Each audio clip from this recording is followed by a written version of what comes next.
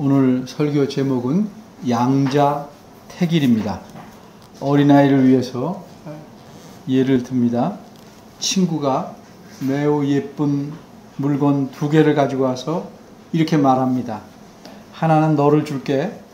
둘 중에 어떤 것을 갖고 싶은지 내가 먼저 골라봐. 그 2개를 보니 둘 다 마음에 쏙 듭니다.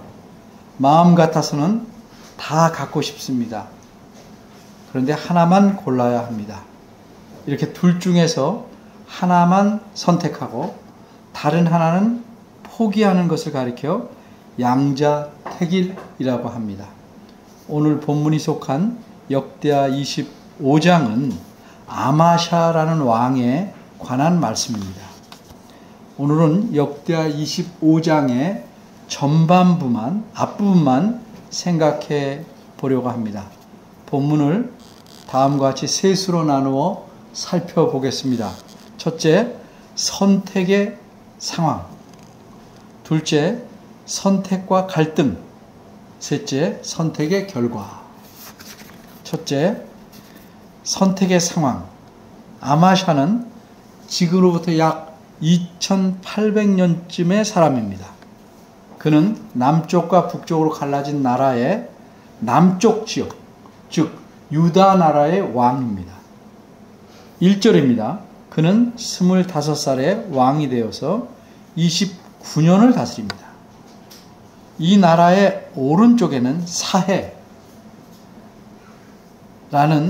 호수가 있는데 바다처럼 큰 호수고, 이 호수의 아래쪽 남쪽에는 에돔이라는 나라가 있습니다. 아마샤는 이 에돔 나라와 전쟁하려고 합니다. 그래서 군사를 모집하려고 인구 조사를 합니다. 5절입니다. 20살 이상 되는 사람 중에 군인으로서 전쟁에 나갈 만한 사람들을 세어보니 30만 명이었습니다. 이것은 우리가 생각하기에는 엄청난 숫자이지만 아마샤 왕이 생각하기에는 부족하였습니다.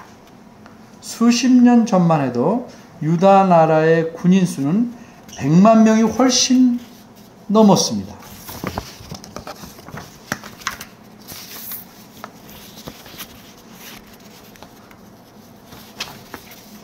그래서 아마샤는 군인 10만 명을 큰 돈을 주고 이웃 나라에서 빌려옵니다. 6절입니다. 이렇게 40만 명의 빌려온 군사를 포함해서 40만 명의 군사를 데리고 전쟁하러 나가려고 합니다. 그런데 어떤 하나님의 사람이 갑자기 왕에게 옵니다. 그리고 그는 왕에게 하나님 말씀을 전합니다. 7절입니다. 돈으로 빌려온 이웃 나라 군사를 데리고는 전쟁에 나가면 안 된다는 것입니다. 어째서 안 될까요? 하나님의 사람은 그 이유를 7절에서 이렇게 분명하게 알려줍니다. 여호와께서는 이스라엘 곧 온 에브라임 자손과 함께 하지 아니하시기 때문입니다. 아마샤가 빌려온 군사는 모두 북쪽 지역에서 왔습니다. 이 북쪽 지역에 있는 나라는 이스라엘입니다. 나라가 갈라지기 전에는 모두 12지파가 연합한 하나로 뭉쳐진 나라였고 그 이름이 이스라엘이었습니다. 이때 유명한 왕은 다윗 왕, 솔로몬 왕입니다. 그런데 솔로몬의 아들 때 이 나라가 갈라집니다. 북쪽에 있는 10지파가 나라를 세우면서 먼저 이스라엘이라는 이름을 사용합니다. 남쪽 지역에 남은 지파는 12지파 중에서 단지 2지파뿐입니다. 이 중에서 대표적인 지파가 유다 지파이므로 남쪽 지역의 나라는 나라 이름을 유다라고 사용하게 됩니다.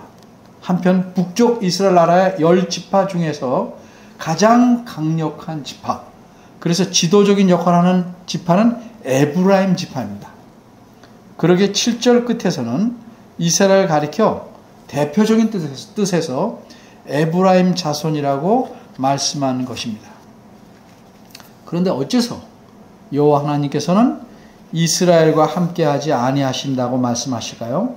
그것은 한마디로 이스라엘 백성들은 하나님을 섬긴다고 말은 하지만 실상은 우상을 섬기고 있었기 때문입니다. 갈라진 그 이스라엘 나라를 세운 첫 번째 왕의 이름은 여로보암입니다. 그는 자기 백성들이 남쪽 지역에 있는 예루살렘으로 가서 하나님을 예배하게 되면 그들의 마음이 점점 남쪽 나라로 기울어지게 될까 걱정합니다. 그래서 그는 백성들이 절기 때 예루살렘에 못 가게 합니다. 그 대신 금송아지를 만들어 놓고 그것을 하나님으로 여기고 절하고 섬기게 합니다. 여러분이 잘 아시다시피 하나님께서는 이미 십계명에서 자신은 아무런 형상이 없으시므로 어떤 형상이라도 만들어 섬기지 말라 명령하셨습니다. 그런데 이스라엘에서는 하나님의 형상을 소로 만들어서 섬깁니다. 이것은 하나님을 우상처럼 여기는 것입니다. 그러기에 이렇게 하나님 명령을 거역하고 하나님을 우상으로 바꿔버린 이스라엘에 대해서 하나님께서 진노하실 수밖에 없습니다. 그래서 하나님은 모든 에브라임 자손들, 즉 이스라엘 백성과는 함께 하지 않겠다, 이렇게 말씀하신 것입니다. 둘째, 선택과 갈등. 이렇게 하나님께서 선지자를 통해 아마샤 왕의 계획을 막으시니까 이제 왕은 선택해야 합니다. 선택하려면 둘 중에 하나만 택하고 다른 쪽은 포기해야 합니다. 그러니 어떤 것을 선택해야 좋을지를 갈등하게 됩니다. 아마샤 왕은 고민합니다. 머릿속으로 이런 생각이 돌아갑니다. 40만 명의 군사 중에서 빌려온 이스라엘 군사 10만 명을 돌려보내고 전쟁에 데리고 나가지 않으면 결국 나는 군사 중 4분의 1을 포기하는 것이다. 이건 아무리 생각해도 포기하기 어렵다. 그런데 만일 내가 하나님의 말씀을 무시하고 그냥 40만 군사를 모두 데리고 나가서 싸우면 어떻게 될까? 40만 명은 적은 수가 아니다. 힘써 싸우면 우리가 넉넉히 이길 수 있을 것이다. 그런데 하나님의 사람은 아마샤의 그런 생각의 흐름까지도 정확히 읽어서 이렇게 말씀합니다. 8절을 풀어서 표현하면 이렇습니다. 왕이 하나님 말씀을 듣지 않고 그냥 모두 데리고 전쟁터로 나가신다면 나가서 한번 힘써서 싸워보십시오. 그 결과 어떻게 될지 아시겠습니까? 불보듯 뻔합니다. 결코 왕이 계산한 대로 되지 않을 것입니다. 왕은 반드시 패하고 말 것입니다. 이 말씀을 들을 때 왕의 머릿속에는 이런 생각이 또 들 수 있을 겁니다. 정말 40만 군사를 가진 군대가 그렇게 쉽게 패배할 수 있을까? 길고 짧은 건 대봐야 하지 않을까? 그런데 왕에게 이런 생각을 할 틈을 주지도 않고 하나님의 사람은 아마샤 왕이 패배할 수밖에 없는 이유를 이렇게 말합니다. 적군인 에돔이 강해서 왕을 패배시키는 것이 아닙니다. 하나님 자신께서 왕을 대적 앞에서 엎드러지게 하실 것입니다. 그러자 하나님께서 하나님 자신의 말씀을 거역한 아마샤를 패하게 하실 것이라는 말씀에 40만 군사로 적군을 이길 수 있지 않을까 하는 아마샤 생각은 산산조각이 나고 맙니다. 일반적으로 유다 왕은 적어도 성경 말씀은 물론이고 여러 가지 역사책을 공부합니다. 그래서 지나간 세월에 하나님께서 어떻게 행하셨는지를 압니다. 그렇게 행하신 하나님의 능력을 압니다. 하나님을 신뢰하지 않는 왕일지라도 하나님께서 전능하신 분이라는 사실은 적어도 지식적으로는 잘 압니다. 그래서 전쟁의 승패가 하나님에게 달려있음도 잘 압니다. 그런데 이 사실을 하나님의 사람이 다시 한번 분명하게 깨우쳐 줍니다. 뭐라고 말합니까? 8절 하반절입니다. 하나님은 능히 돕기도 하시고 능히 패하게도 하시나이다. 이 말씀은 원문에 따르면 아마샤가 40만의 군사를 데리고 전쟁에 나간다 할지라도 하나님께서 어떻게 아마샤를 대적 앞에 엎드러지게 하실 수 있는가에 대한 이유를 알려주는 겁니다. 8절 하반절을 직역하면 이렇습니다. 왜냐하면 돕거나 엎드러지게 하실 능력이 하나님에게 있기 때문입니다. 그래서 이 말씀을 듣고 아마샤 왕은 이스라엘에게서 빌린 군사 10만 명을 전쟁에 데리고 나갈 생각을 포기합니다. 그런데 이때 아마샤에게 떠오른 생각이 이른바 자기가 이미 지불한 그 본전 생각입니다. 이스라엘 군사 10만 명을 빌려오려고 쓴 돈이 엄청나기 때문입니다. 9절입니다. 우리가 100달란트다 이런 말을 들으면 그 액수가 어떤지 느끼지 못할 수 있지만 사실 이 돈은 어마어마한 액수입니다. 1달란트는 약 34kg입니다. 100달란트니까 3,400kg입니다. 오늘 새벽에 제가 이 은 시세를 확인해 봤습니다. 사람이 살 때 은 한 돈 값이 3,600원입니다. 은 한 돈은 3.75g입니까? 3,400kg은 약 97만 돈입니다. 그 값을 제가 틀릴까봐 여러 번 계산해 봤어요. 약 33억 원에 해당합니다. 이것은 한 사람이 1년에 4천만 원을 번다면 전혀 안 쓰고 80년 이상을 모아야 하는 엄청난 액수입니다. 그래서 아마샤는 하나님의 사람에게 이렇게 탄식처럼 묻습니다. 내가 이스라엘 군사들을 빌려오는 대가로 이미 33억 원이나 지급했는데 그럼 이 돈은 어찌해야 합니까? 그 돈을 포기하고 하나님 말씀을 따라야 되느냐 하는 거죠. 그러자 하나님의 사람이 확실하게 대답합니다. 여호와께서 능히 이보다 많은 것으로 왕에게 주실 수 있습니다. 귀가 번쩍 뜨입니다. 하나님 말씀대로만 하면 본전을 충분히 찾고도 남음이 있다는 말로 들립니다. 그래서 왕은 빌려온 군사들을 돌아가게 합니다. 10절입니다. 그러자 돌아가게 된 군사들은 화가 잔뜩 나서 돌아갑니다. 분연히라는 말은 몹시 화가 나서 얼굴이 뻘겋게 돼요 라는 의미입니다. 세 번째, 선택의 결과. 그럼 이렇게 선택한 결과는 어떠했습니까? 본문은 선택의 결과를 두 가지 기록하고 있습니다. 하나는 에돔 사람들과 벌인 전쟁의 결과입니다. 이렇게 삭슬레온 군사들을 돌려보낸 아마샤 왕은 자기 나라 군사들만 데리고 용기를 내서 전쟁하러 갑니다.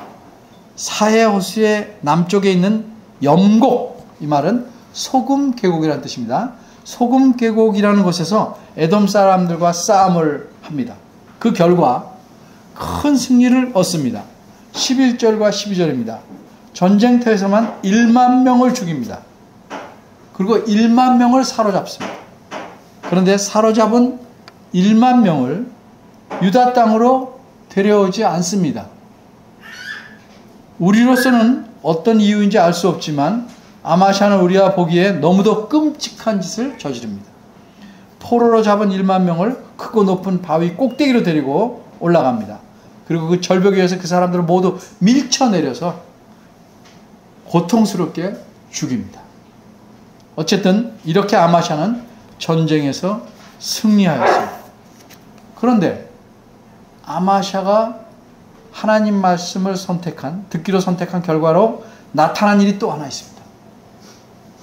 그 다른 하나는 13절에 기록되어 있습니다. 전쟁에 나가지 못하고 돌아가게 된 용병들은 그 후에 아마도 아마샤가 에돔 민족과 전쟁을 하러 나간 사이에 화풀이를 합니다. 이들은 유다 성읍들을 기습합니다. 그리고 유다 백성 3,000명을 죽이고 수많은 물건들을 약탈해 갑니다. 이들은 어째서 이렇게 화가 났을까?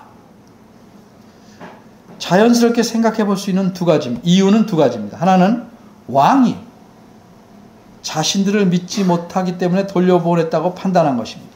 자신들이 북쪽 나라 백성이기에 남쪽 나라 왕이 신뢰하지 못하고 자신들을 의심했다고 생각하니까 이들은 심하게 자존심이 상했을 것입니다.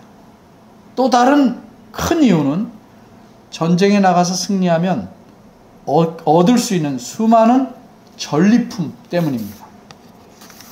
옛날에는 전쟁에서 이기면 적에게서 얻는 많은 물품을 자신들이 가질 수 있었습니다. 그런데 이 군사들은 그런 기회를 놓치게 된 것입니다. 쉬운 말로 하면 돈을 많이 벌 수 있는 기회를 잃은 것입니다.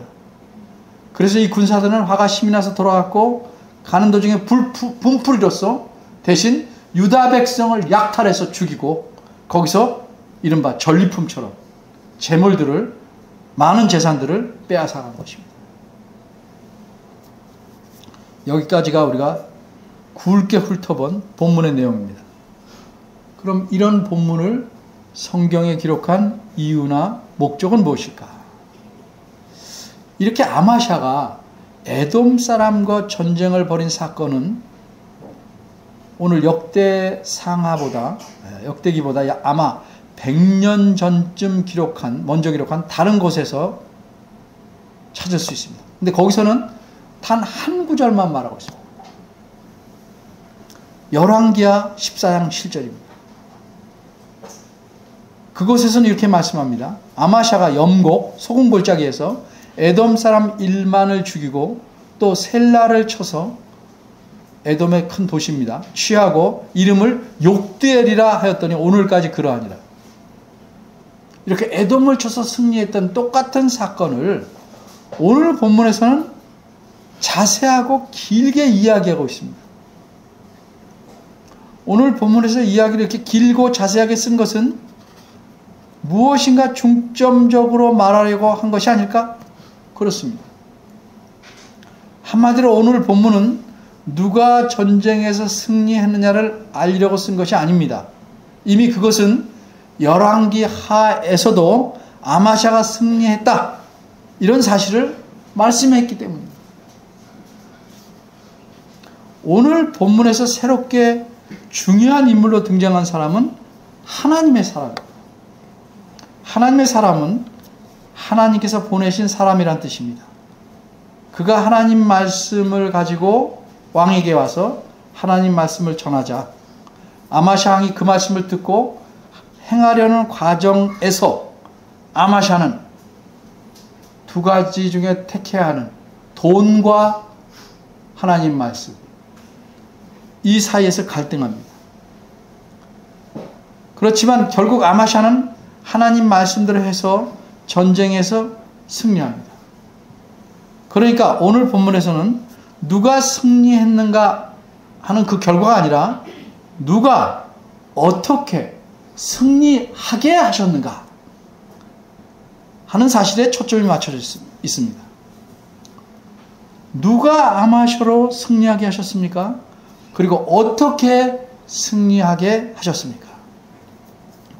싸움의 질과 불안에서 빌려온 10만 명의 군사를 되돌려 보내고도 엄청난 승리를 얻게 하신 분 누구십니까? 하나님이십니다. 어떻게 승리하게 하셨습니까? 세 가지를 생각해 볼 수 있습니다. 첫째는 우선 승리한 비결은 군사력이 아니었습니다. 그 비결은 하나님께서 함께 하심이었습니다. 북쪽 군사들이 가면 함께하지 않는다, 이 말씀은 그들을 돌려보내면 함께 하겠다 하는 뜻입니다. 그래서 아마샤는 그들을 돌려보냈습니다. 따라서 논리적인 결론은 뭡니까? 하나님께서 아마샤의 군대와 함께 하셨기에 승리할 수 있었습니다. 그런데 만일 하나님께서 함께 하시지만 싸움을 승리로 이끄실 능력이 없으셨다면 아마샤가 승리할 수 있었을까요? 없었습니다. 따라서 둘째 비결은 뭡니까? 돕기도 하시고 패하게도 하실 수 있는 능력을 하나님은 갖고 계시기 때문입니다. 이게 둘째 비결입니다. 셋째 비결은 뭡니까? 하나님께서 아마샤가 생각하는 그 재물, 본전에 대한 갈등을 해결해 주셨기 때문입니다. 군사들을 삭슬 주고 빌려오느라고 아마샤는 엄청난 재물을 썼습니다. 그 수많은 재물을 어떻게 포기할 수 있겠습니까? 그런데 포기하지 않으면 전쟁에서 승리할 수 없습니다. 이 힘든 갈등, 본전 생각에 대한 갈등, 엄청난 재물에 대한 갈등을 하나님의 사람은 이렇게 한마디로 해결해 줬습니다. 그 말씀을 직역하면 9절 하반절에 있는 대로 하나님에게는 이보다 많은 것을 내게 주실 수 있는 능력이 있으시다. 그리고 모든 일은 하나님의 사람이 말씀한 하나님 말씀대로 이루어졌습니다. 아마샤는 싸움에서 크게 승리했습니다. 그러면 하나님께서 아마샤가 손해본 재물은 어떻게 채워주셨습니까? 성경에서 알맞은 예를 하나 찾아보자면 하나님께서는 약 50년 후에 아마샤가 용병을 데려오라고 사용한 재물의 몇 배가 되도록 채워주십니다. 유다의 재물은 왕이 좌지우지할 수는 있지만 엄밀히 말해서 나라의 재물입니다. 이 재물에서 아마샤가 손실한 부분을 하나님께서는 요담 왕 때에 채워주십니다. 역대하 27장 5절에는 이런 말씀이 있습니다. 요담이 암몬 자손의 왕으로 더불어 싸워 이겼더니 그 해에 암몬 자손이 은 100달란트, 본전이죠? 은 100달란트와 밀 1만 석과 보리 1만 석을 드렸고 그 해에 제2년과 제3년에도 암몬 자손이 그와 같이 드렸더라. 이 말씀은 은 3년에 걸렸으니까 몇 달란트? 300달란트를 받은 거죠. 그리고 더 넘치게 밀과 보리를 1만 석씩 3년, 그러니까 3만 석씩 더 채우셨다는 뜻입니다. 이처럼 하나님께서 엄청나게 갚아주셨습니다. 그런데 본문에는 이렇게 아마샤로 승리하게 하신 하나님이 어떤 분이신지 알려주는 중요한 내용이 하나 더 있습니다. 13절입니다. 이 구절에서 우리가 알 수 있듯이 아마샤가 다스리는 유다 백성 3,000명이 죽고 수많은 재물을 노략질 당한 사실입니다. 어째서 이런 슬픈 일, 전쟁에서 패배한 것과 같은 일이 벌어졌을까? 전쟁에서 패하면 나타나는 결과와 같은 일이 생겨났을까? 그 이유는 무엇일까? 그 단서를 말해주는 구절이 있습니다. 2절입니다. 2절은 아마샤에 대해서 이렇게 말씀합니다. 여호와 보시기에 정직히, 이 말은 바르게입니다. 행하기는 하였으나 온전한 마음으로 행치 아니하였더라. 이 말씀이 어떻게 단서가 될까? 역대하 25장의 구조를 보면 알 수 있습니다. 역대하 25장은 크게 나누면 1에서 13절, 오늘 본문이죠. 14절과 28절 이렇게 두 부분으로 나눌 수 있습니다. 이걸 좀 더 자세히 들여다보면 1절과 2절은 아마샤가 왕으로 시작하는 장면이고, 이와 대칭으로 25절에서 28절은 아마샤 왕이 끝나는 장면입니다. 이 두 장면 사이에 있는 일들은 어떤 일이냐? 2절에서 말씀하는 내용을 증거로 제시하는, 설명해 주는 사건들입니다. 2절에 이렇게 말씀했죠. 아마샤가 정직히 바르게 행하긴 했지만 온전한 마음으로 행치 아니하였더라. 그럼 바르게 행한 일은 뭐냐? 3, 4절입니다. 아마샤가 바르게 온전히 행한 사건입니다. 자기 아버지를 죽인 신복들을 죽였어요. 그러면 그 자녀들도 죽이고 싶죠? 불풀이하고 싶으니까. 그런데 4절을 보면 안 죽였어요. 왜? 하나님 말씀에 그렇게 하지 말라고 돼 있으니까.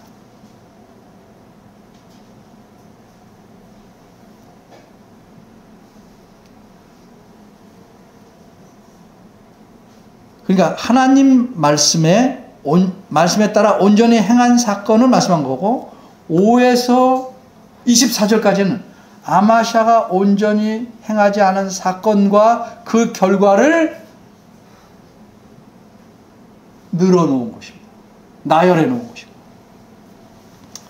따라서 오늘 본문에서 특별히 13절은 아마샤가 에돔에겐 승리했지만 자기 나라 백성이 다시 약탈당하고 죽은 것은 온전히 행하지 않은 것에 대한 결과를 말씀하는 것이다. 앞에서 갈등할 때는 잘했으나 그 갈등의 과정에서 겉으로는 하나님을 따랐지만, 왜? 승리한다니까. 속으로는 하나님 보실 때 온전한 마음으로 따르진 않았다. 판단하시는 거죠. 거기에 대한 결과가 13절에 나타나는 것입니다. 많은 사람이 재물과 돈을 의지해서 살아갑니다. 권력을 의지해서 살아가려는 사람도 있습니다. 어떤 이들은 자기 자신의 능력을 의지해서 살아가려고 애를 씁니다. 그러나 하나님께서는 자주, 때로 그런 것들을 포기하라고 말씀하십니다. 그 대신 항상 하나님만을 의지하되 어떻게? 온전히, 온 마음으로 의지하라고 요구하십니다. 성경의 수많은 사건을 보면 하나님만이 우리가 온전히 의지해야 될 참신임을 가르쳐줍니다. 그런데도 우리는 이 세상 사람들과 비슷한 사고를 갖고 살 때가 많습니다. 그리고 그 사고를 버리지 않으려고 합니다. 어떻게든 이 세상에 속한 사람들이 하는 짓거리들을 흉내내서 이 땅에서 살아남아 보려고 합니다. 다른 사람들과 경쟁해서 지면 뒤처지거나 망한다고 생각하고 온갖 방법을 다 사용해서 남을 이기려고 합니다. 자신은 물론이고 자기 자녀들까지 그런 세상적인 방법을 배워서 몸에 익혀서 무한 경쟁의 싸움터에서 살아남도록 하려고 애를 씁니다. 짐승이 살아가는 방법입니다.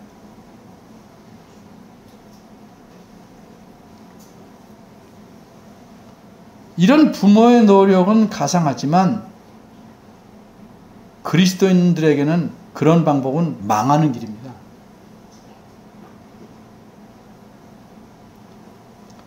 하나님 말씀을 무시하고 자기 생각대로 하면 결국 무너지기 때문입니다. 그럼 그리스도인이라는 사람들이 어떻게 합니까? 하나님 말씀을 아주 그냥 완전히 무시하기 곤란하니까 따르기는 하지만 온전한 마음으로 그리하지 않고 반쯤만 따릅니다. 그럼 하나님은 반쯤만 따라도 거기에 대해서 보상을 해 주실 수 있습니다. 그렇게 해서 자신이 원하는 결과를 얻는다고 해도 그 결과는 잠시뿐입니다. 결국 그 결과로 인해서 그 사람이 어떻게 무너지는지를 보여주는 본보기가 될 뿐입니다. 자녀들에게 무너질 탑을 쌓으라고 가르치지 마십시오. 왜 세상 사람들이 목을 매는 것을 자녀들에게 강요하면서 목을 맵니까?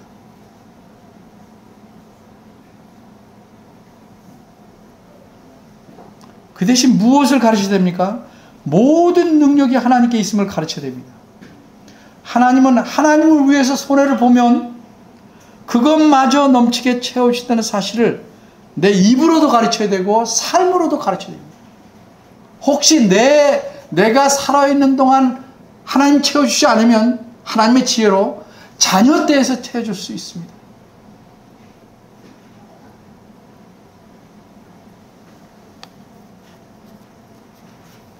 우리가 마지못해 어줍지 않게 또 계산해 보니까 하나님을 의지하는 것이 더 물질적으로 유익하다 싶어서 이 속을 따라서 하나님 말씀에 순종하면 그렇게 순종한 대가를 받게 마련입니다.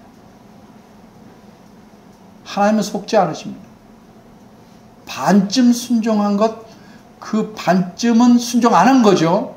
거기에 대한 대가도 받습니다. 하지만 하나님을 기쁘시게 하려고 살고 하나님 말씀에 온전히 따라 살아가면 하나님의 놀라운 능력을 가득 맛볼 수 있습니다. 하나님은 능히 돕기도 하고 능히 패하기도 하실 수 있는 분입니다. 양자택일해야 하는 순간마다 이 속을 따라 계산하지 말고 하나님을 기쁘시게 하려고 온전히 하나님 말씀을 선택하는 사람이 되기를 바랍니다. 기도하겠습니다.